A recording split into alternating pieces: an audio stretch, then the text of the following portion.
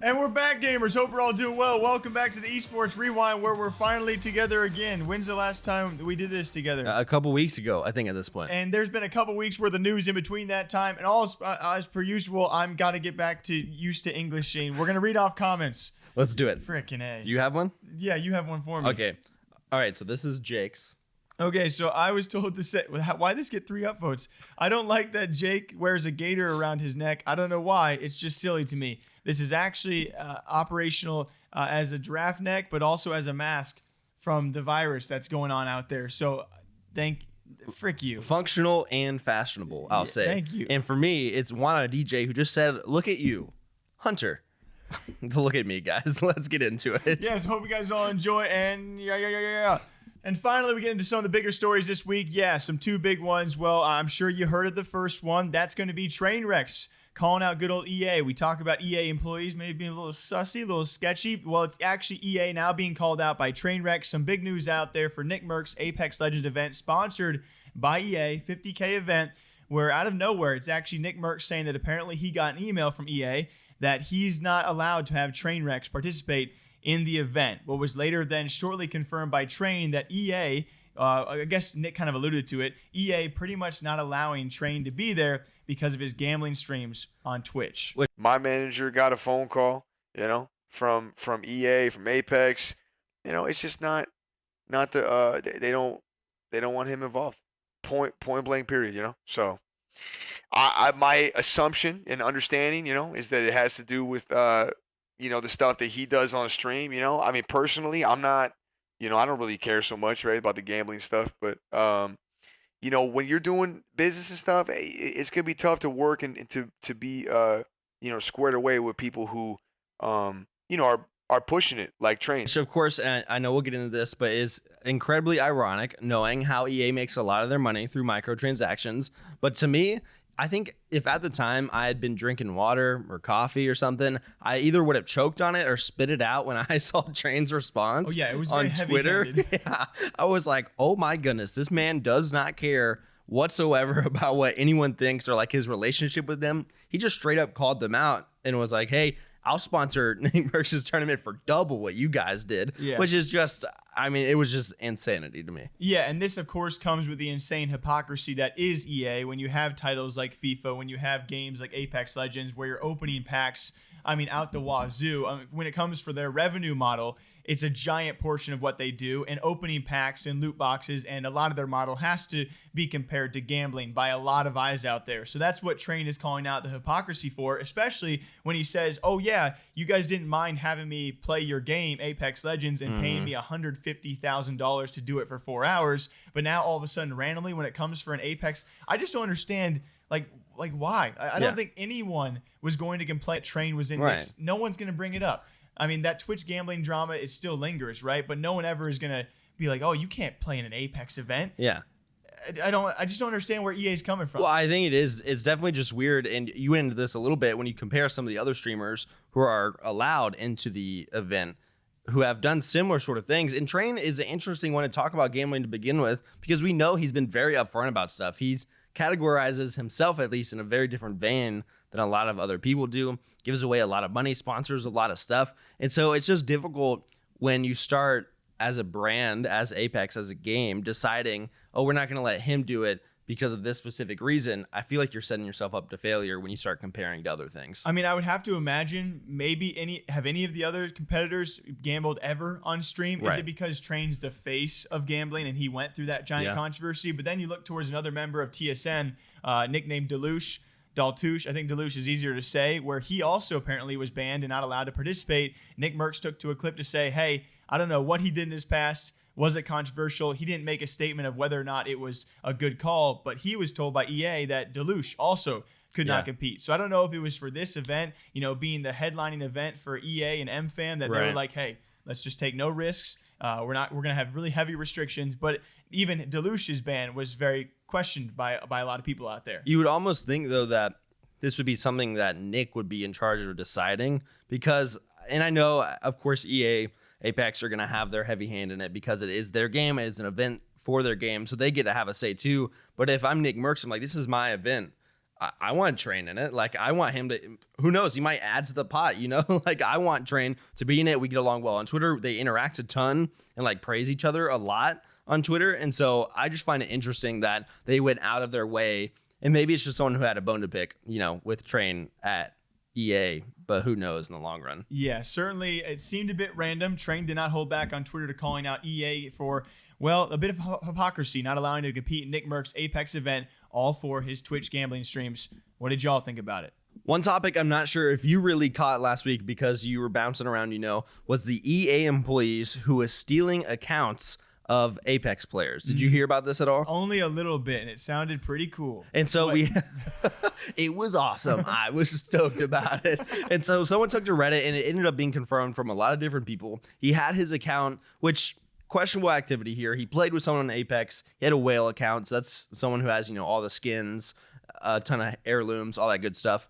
And he ends up playing with them. The guy's like, whoa, can I see all this stuff? And so he shows them on Discord.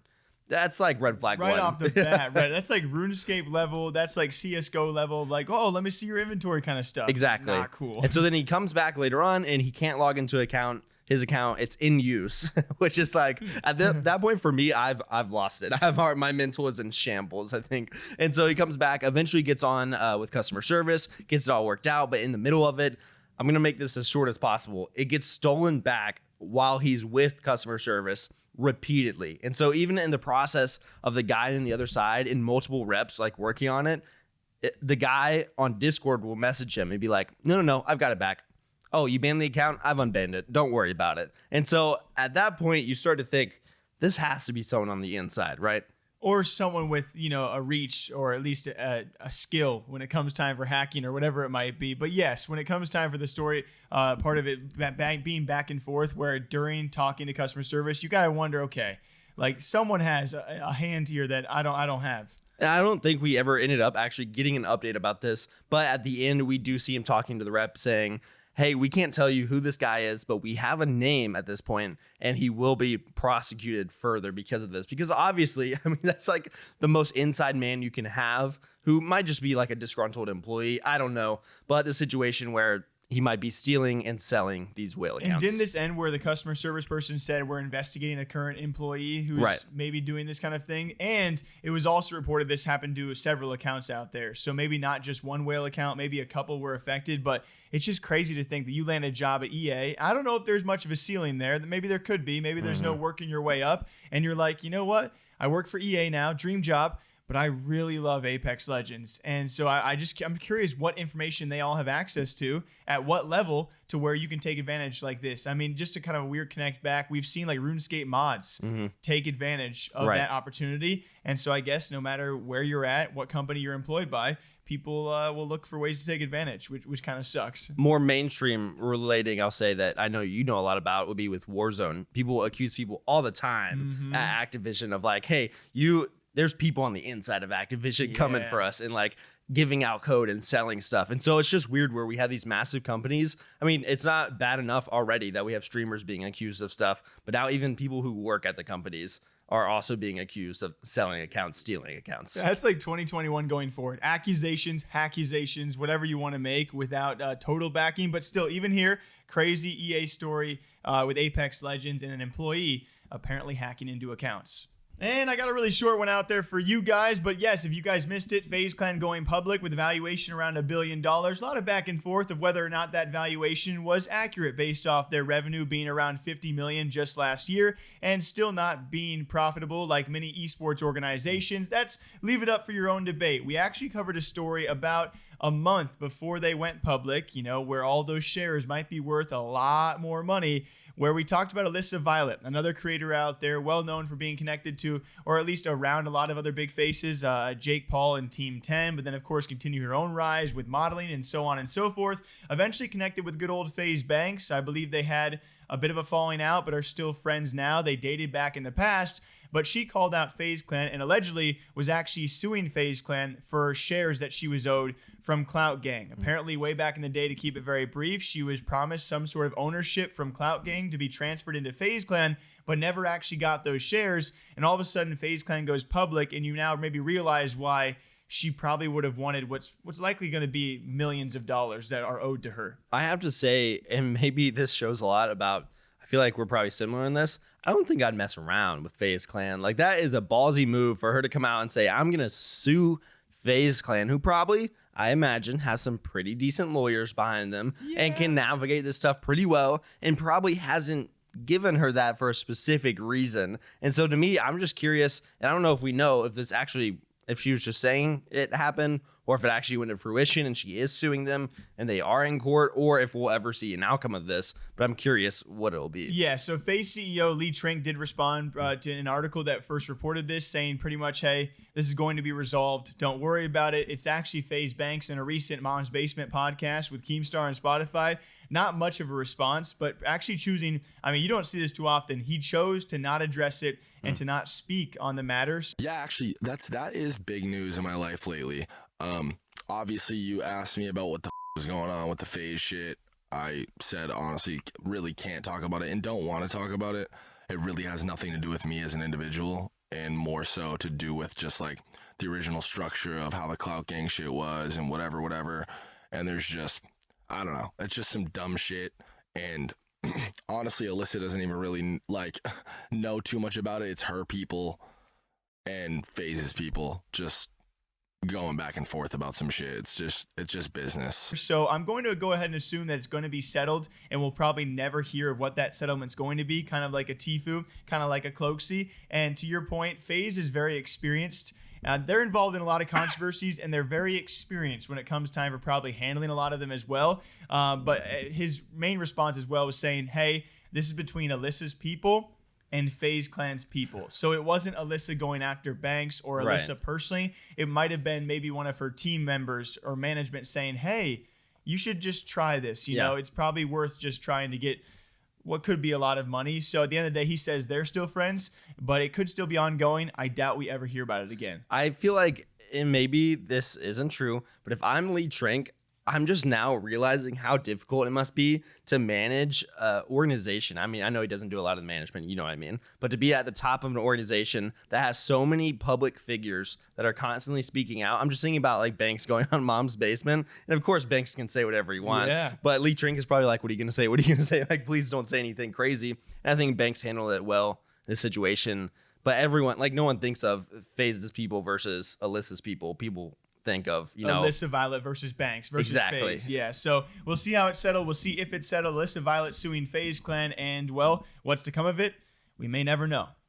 The biggest story by far this past week, implicating what could be hundreds of streamers in the Turkish space. There's going to be so much coming out about this, so much information out there right now. People are kind of trying to riddle through, and a lack of translation has led to a lot of speculation out there. But what we do know is a Twitch money laundering scandal has been exposed. And well, we're going to see a lot of Valorant players, a lot of Valorant streamers, and a lot of streamers in general probably be going down for this once all of the information has gone through. The premise being that apparently streamers, personalities, and players in the Turkish space, and some of whom are also tied to Valorant, were approached by, I'm going to call him a scammer, who goes by Koju on Discord. And the main thing here being either through illegally botted ads where they get bits, or stolen credit cards to buy those bits. They offer those bits, which is dirty money, to a streamer. They say, here's your percentage. You keep this much, but give back through a different method, like PayPal or a different method of payment, which cleans the money. Yeah. Give some of it back to us. So for the streamer, you think about, that's pure profit, right? Someone offers you up the street, I got $100.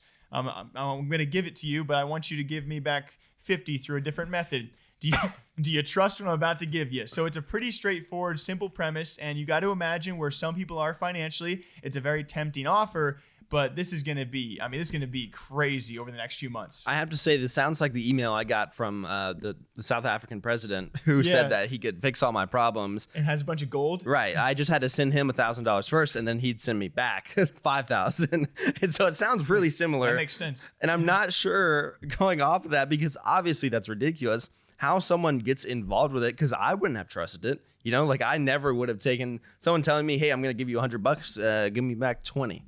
I would have been like, why don't you just give me 80 then? Yeah. What's going on?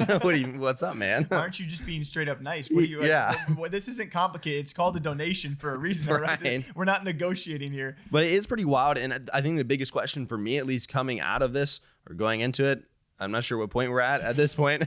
You know, I think we're still going. I think we're still going in. I don't know. But here we are. And you have to wonder, how did they get all these credit cards? Are they from some source? Or I think there was a lot of speculation about, was this maybe from a Twitch leak or something like that, where Twitch claimed, you know, of course, that no payment information was leaked in it. But could this be a direct effect of that? Or just how did it happen? Yeah, so apparently this was exposed because of the massive Twitch payout leak, which of course revealed the numbers. And you see a lot of lower tier streamers. You see a lot of smaller streamers all of a sudden having a lot of bit donations. And it may be, yeah, it has a red flag pop up. All of a sudden you connect dots, and here we are later. I don't know how long later, a couple months later, and we have 300 people that are possibly guilty of doing this. Kind of makes you wonder, what if there's 6 months to look into all the information, and now we have people from every region who have been partaking in these scandals. I will say a question that's been drawn up for me has been Twitch. If you're Twitch, did you already have this data? Because it was leaked, so you would assume that you have the ability to go back and say, hey, Timmy had 20 viewers and he made $6,000 in bits. But we actually get paid 30% of every bit bought. Right. So we don't want to look into this, do we? Right. So you bring in credit card fraud or stolen credit cards or illegally, I guess you'd say illegally botted ads. You're looking into a very hairy area for Twitch that they have gotten themselves into. And you have to ask the question, how did you not discover this sooner? Like, why is it taking everyone drawing it out publicly for us to realize, okay, there's two sides here? We're not legal guys, of course. No, I mean, we're if you not. look at us, I know we look like legal guys, but let us reassure you, we're not. And so when I talk about this, I don't really know, but I have to imagine that really Twitch and these streamers can't be held super accountable if they claim they didn't know the information ahead of time, you know? Like, hey, I didn't know they were stolen. This person just gave me money and I gave it back to him. Or on Twitch's side, like, they definitely can claim, like, hey, we didn't know anything about this. We're just operating our system as usual. And they started making more money, you know? And so they can claim, people I think can claim ignorance to it and not be legally responsible. But then it just gets sticky because, of course, there's, I assume, repeat offenders of these situations. Yeah. And you have to ask questions. I don't know. Legally versus morally is a very, very fine line. And I think that we've seen tons of people get away with morally incorrect things. I think it gets blown over. So very lastly on this, it's still a very controversial thing to bring up. And they've both denied their involvement, but also partially admitted we don't know the extent of the involvement. As of us recording, announcements expected to be made around a very popular Valorant player, that being cNed. His brother, Den C, yes, same name backwards for both the brothers in Valorant, which is super cute. What's not so cute, though, is apparently we now have cNed admitting involvement. The extent of the involvement is unknown.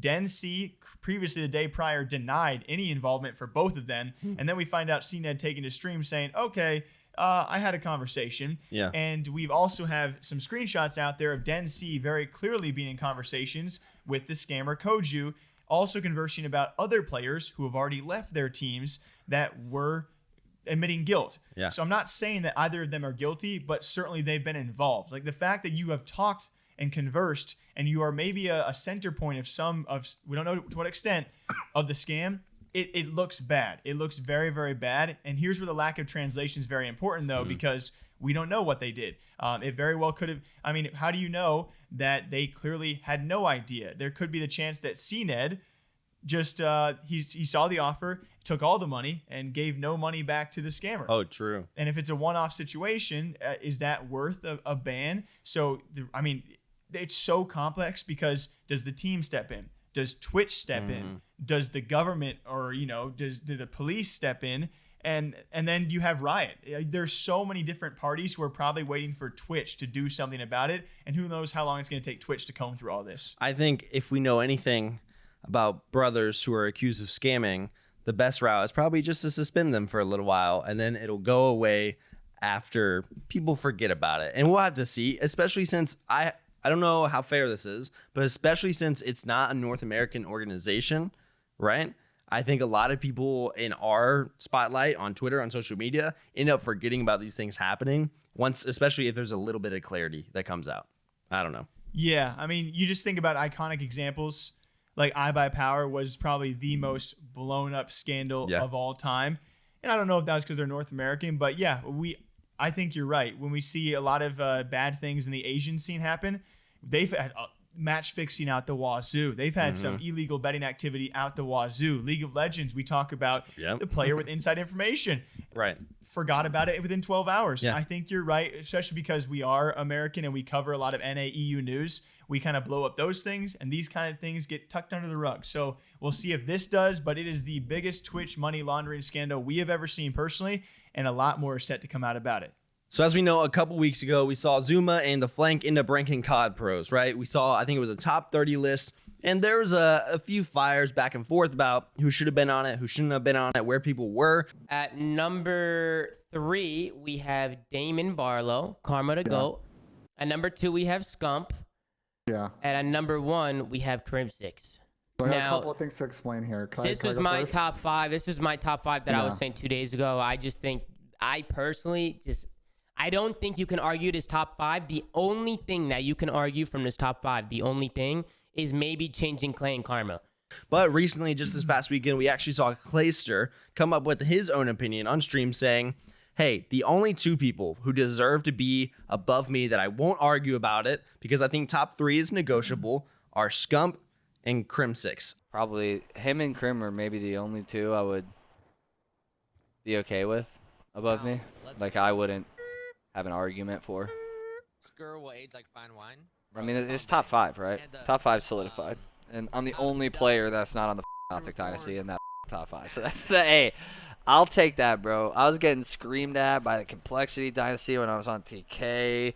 On Optic, I was getting bodied. I was dude, I've always been doing all this bullshit, but like, hey, like, they were always all up in my ass about shit, bro, and I was in theirs, but like, I was just always consistently fighting, you know what I'm saying? So Otherwise, if anyone else is above me, they don't deserve it, which were some big words. And for me, I know I took to Twitter and I said, man, real recognize real at that point. But also in the back of my head, I'm thinking, well, and he goes on about this. He's like, he's the only one who's not part of the Optic Dynasty, technically. And also, now, Crim and Clay, of course, being reunited. If you got 2 of the top 3, you're doing pretty well, I think. Yeah, and then you present yourself an opportunity to maybe take a lead and not just be top 3, but hey, be top 2 together. I mean, yeah, obviously when it comes for the when it comes to ranking, I don't think we have the best expertise to say who's who and who belongs where. When it comes for a personality standpoint and changing the scene entirely, if you look towards accomplishments, you're going to get a different list than you look towards people who just have made gigantic, I would say, moves for a space. Yeah. All 3 of these guys have made gigantic moves for Call of Duty. Different accomplishments, a bit varying between the 3 of them. What Scump has done and what Scump will leave with is just, I mean, how do you look past that? But you also realize that when you're looking towards rings, you got those other 2 right there with you who have also moved the scene just as much. And for me, any lists like this have made me realize, like, oh my God, these guys are getting up there in age. And if they want to go do streaming, they want to go do content, they want to go do something else, you're not just looking towards, I mean, you're looking at top 3 players. Who knows how long they want to play? I'll say Scump, I agree with you. For me personally, Scump is most accomplished by far in terms of what he has done and what I think he is going to do in the future. Like you said, when he leaves the scene, I think Scump deserves that spot number 1. Face of Call of Duty at this point, especially, might get some argument here, but Nadeshot was a big figure in the Call of Duty scene and also has left it, and people still recognize him as a figure in the Call of Duty scene. So I think he was huge there, but Scump still keeps that number 1 spot. Clayster and Crim, obviously, we even recently, I think last week, saw a clip of him, or 2 weeks ago at this point, I'm not sure, when he was on the Flank, talking about the same thing, but saying, I don't think anyone's better than me. I think I'm the best, most influential player in the Call of Duty scene, in any team. Like, they know if they give me, I'm going to change their whole team dynamic, and I'm going to change a lot of stuff. It's just big words from everyone, I think. Yeah, and I would say definitely biggest ego, someone like Crimsix. Plays the villain card very well. I think Clayster kind of just plays not necessarily the old man card, but just keeps every single year. You're not surprised to see him back at the top. So I don't even want to rank them 1 through 3. Right. Those are your top 3. Everyone else below them. And yes, you're going to see a lot of rising pros out there. And I don't think we need to rank anyone even below those guys. I'm more curious of the opposite side of, okay, when these guys leave, how can you possibly fill those shoes? You're talking about decades of experience together. God knows how many years that is, and titles and accomplishments and progression throughout the space. It's like, this is the part that always worries me about esports. When you have such large figureheads who are maybe within years of retiring, how do you replace it? Especially in a day and age where the entertainment and the viewership side of esports is as important as ever. I 100% agree. I was just thinking about that before you said it. In terms of when Scump, Crim, Clayster are gone, who fills those shoes for like recognizability for the Call of Duty scene? That's not a real word probably, but now it is. recognizability. And so you have to think, okay, well, these are guys who have been there for a long time, have done a lot, obviously. They leave. Do people just move up, or do we get to see, Doug Sensor Martin and Haggy come back into the scene and people suddenly know these names again, or what it will be, how successful it will be? But I think no matter where they're at, 1, 2, or 3, all these guys super successful and have done great so far. Another short one, just to end it on a good note, I'll say, is something that we have talked about. We don't get to talk about a whole lot, I'll say, maybe on our videos or even on these things, where we have ZEvent, which is a French fundraiser, which happens every year annually. I think you said you talked about it a couple of years ago at this point, or maybe even last year, where in 2019, they raised $3 million for charity. In 2020, they raised $5.7 million for charity. And this year, they raised $11.6 million for charity in one Twitch stream, a 50-hour Twitch stream with like over 50 content creators. I'm just surprised you actually pronounced French fundraiser correctly on the That's first true. try. I don't even know. So the guy behind it, his name is... I said Zerator. I say Zerator. Zerator, exactly. I know I admitted that I have no idea how to say his name, and I'm not going to try to pronounce any more French names. I would imagine you're correct, because I think Zaiwu from CSGO is actually pronounced Ziwu, but everyone just says Zaiwu. So either way, we're right. And so an incredible event that we got to see.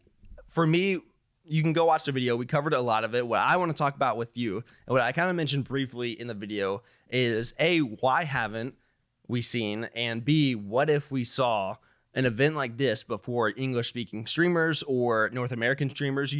I just think how incredible that would be, because I understand the French community is very strong. Different communities in the EU on Twitch are very strong, but imagine seeing all the biggest streamers, seeing XQC, Nickmercs, Tim the Tapman, all these people in this massive room and like taking turns streaming and raising money, and just how incredible that can be, where we have this ZEvent raising $11.6 million. I'm curious, what could all these other streamers do? Yeah, I think it's only a matter of time to see it, and hopefully we will. You think about charitable moments right now. You think Dr. Lupo and what he did with Twitch, with the Twitch giving him $1 million each year for a couple of years to St. Jude's, and he raised millions through his audience as well. I think ironically, Mr. Beast, what he's doing right now for Team C's is kind of the Americanized version of this to a much lesser degree, but there's a large variety of creators participating because they're publicizing it, and then they're kind of promoting it out there as well. But I would love to see in the same room. I think pandemic has kind of put a halt on that, especially because we do have a variety of streamers probably from all around the world, and if not from all over the nation. So kind of putting it together would be difficult. But you take a Mr. Beast and give him the idea to do this. I think the only other hurdle besides all of the hectic hurdles you got to get through to organize it would be, we're now in a point where streaming exclusivity is a giant thing, right? So you're not gonna, if Toast is still in a contract here, and Doc can't go back to Twitch, and Courage and Ray are over on YouTube, and Tim's on YouTube, and more people might be moving to YouTube or in negotiations to do so. Still, the bulk majority are on Twitch, but you're still gonna be missing some big faces, and I feel like that kind of thing puts a halt on these kind of big moments. But you can still have probably dozens and dozens of streamers. It just kind of takes someone to put out there, hey, I just want to solely benefit a charity. And put up, it's going to take some money to put it together, though. Did you ever see back in the day, like when we were growing up, the big thing? I really hope you've heard of this. Clifford the Big Red Dog. Wait, that new movie's freaky. Don't go watch that. Did you see there's a new one? I saw a trailer. Okay, anyways, but the We Are the World songs, do you remember those growing up? We are the world. Yes. So there was one for Africa back in the day, and then one for Haiti later on. To me, in my brain, I'm just thinking, is this the modern We Are the World at this point? Because those were all the biggest celebrities, right? I mean, MJ led the first one, Michael Jackson, I'm Michael Jordan. And then the next ones, we have all the massive stars. You have Lil Wayne, you have Justin Bieber, all these huge people. And now it's almost like these are the modern day celebrities that are going to try to raise money for different causes. I just think it's really interesting to think about how times have changed, where you have all these people like in a room drawing Pokemon cards to raise $11 million at this point. And year in and year out, they keep on getting bigger, just like Dota International. So hopefully here's to another good ZEvent next year, or a ZEvent. Yeah, we have no idea. We have no idea, but hopefully one pops up somewhere else as well. $11+ million raised for charity. No complaints about that. As per usual, we hope you guys all enjoy the Esports Rewind, same time, same day, every single week. We hope you guys enjoy us talking at length about some of the crazy stories out there. Until then, Drink some water. Drink some coffee. Wash your face and toes. face. And we'll see you next time. Okay, bye.